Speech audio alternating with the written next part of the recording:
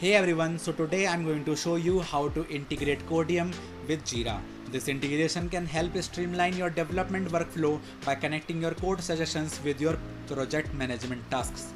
So let's get started. First, make sure you have the Codeium extension installed and activated in your code editor and that you have access to a JIRA account.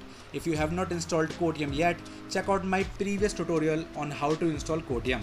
Now open your code editor and go to the Codeium settings. Look for integration options where you can link external tools or services.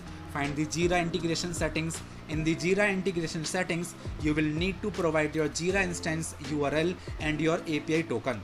If you don't have an API token, you can generate one from your JIRA account settings under API tokens.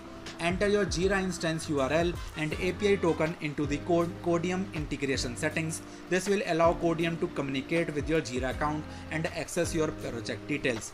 Once connected, you can start linking your code changes and suggestions from Codeium to JIRA issues.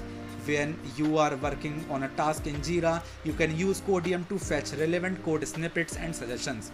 Codeium can also help you automatically create or update JIRA issues based on code changes or comments. Set up rules in Codeium to synchronize your code updates with your JIRA tasks.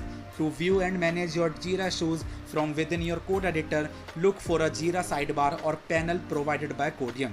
This allows you to keep track of your tasks and issues while coding.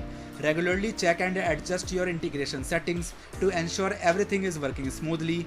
If you encounter any issues, review the integration logs or troubleshooting guide provided by Codeium. And that's it. You have successfully learned how to integrate Codeium with JIRA.